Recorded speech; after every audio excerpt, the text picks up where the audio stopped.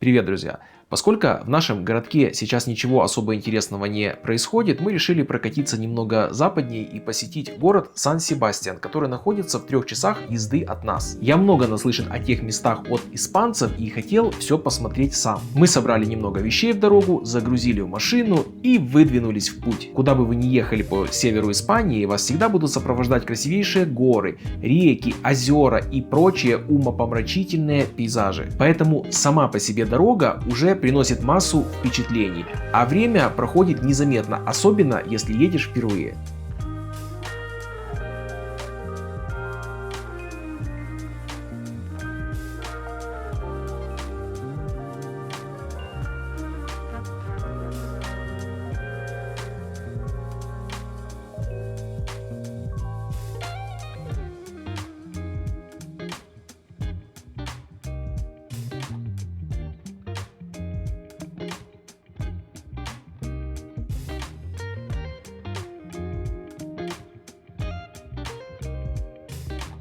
И вот мы приехали. Немного информации о городе. Сан-Себастьян – это курортный городок Испании, расположенный в гористой стране Басков на берегу Бискайского залива. Здесь находятся одни из самых красивых пляжей страны. Также здесь расположены множество старинных храмов и памятников архитектуры.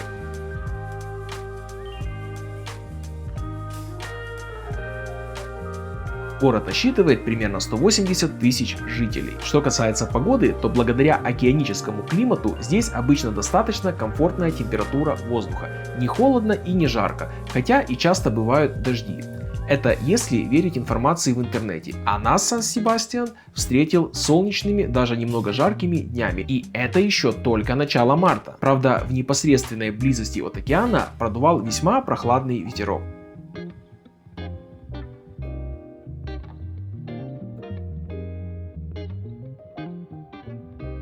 Конечно же, одним из определяющих критериев оценки любого города является его архитектура.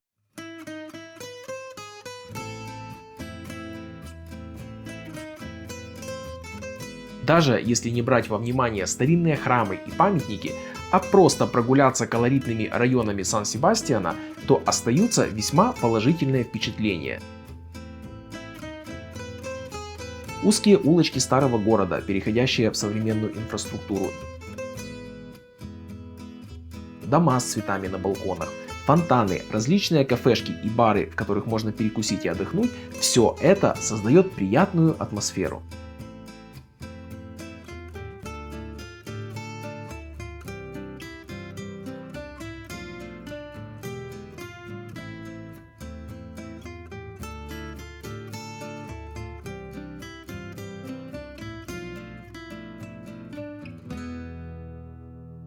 Первое, что мы посетили, это был развлекательный парк Монте-Игельда, который был открыт еще в 1911 году. Основными элементами парка в то время были ресторан и казино. А для того, чтобы посетители могли без труда подняться на гору, был построен фуникулер, который работает и по сегодняшний день. Но мы заехали в парк на машине. С нас взяли оплату за въезд в размере 2,5 евро с человека. Первое, что бросается в глаза, это старинная башня на самой вершине горы, которая с 18 века служила маяком, а сейчас из нее сделали музей со смотровой площадкой наверху.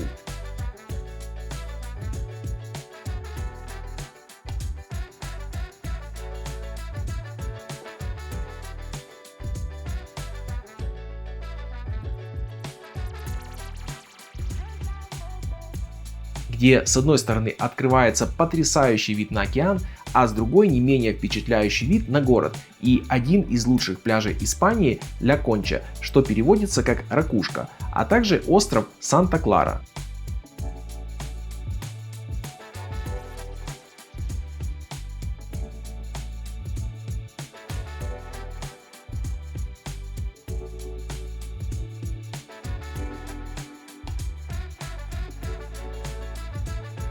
По всему парку расположены различные аттракционы, но они рассчитаны в основном на детей.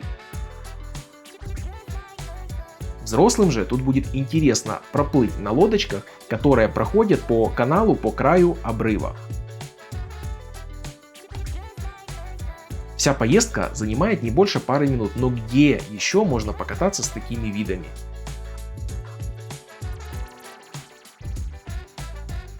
Затем мы направились в старую часть города. Это весьма атмосферный район со старинными постройками.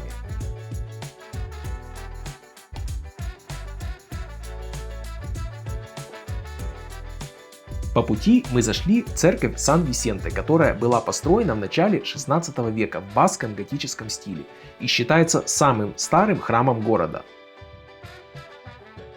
Как внутри, так и снаружи храм выглядит весьма впечатляюще. Разноцветные витражи, играющие на солнце, огромные арки и колонны – все это стоит увидеть своими глазами.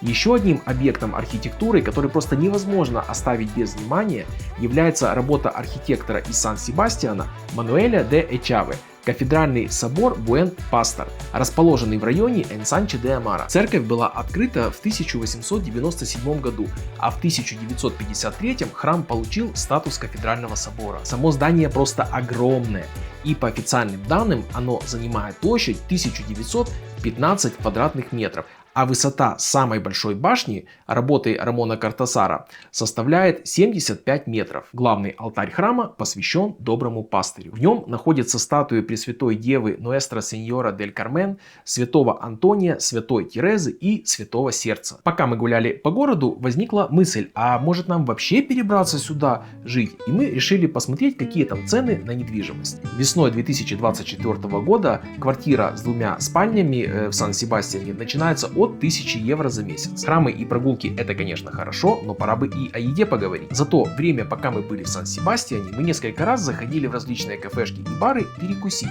И каждый раз находили что-то новенькое для себя. И очень вкусное. Широкий выбор блюд из мяса и морепродуктов, да еще и очень вкусно приготовленных, нас не оставил равнодушными. Особенно мне понравилось одно заведение, где готовят фантастически вкусные мидии и кальмары с различными соусами. А еще там быстрое обслуживание, вкусное пиво и очень демократичные цены. За 3 порции еды, 2 пива и колу мы заплатили чуть меньше 30 евро. В общем, от Сан-Себастьяна у нас остались только положительные впечатления. Здесь красиво, спокойно, рядом океан, отличная погода и вкусная еда.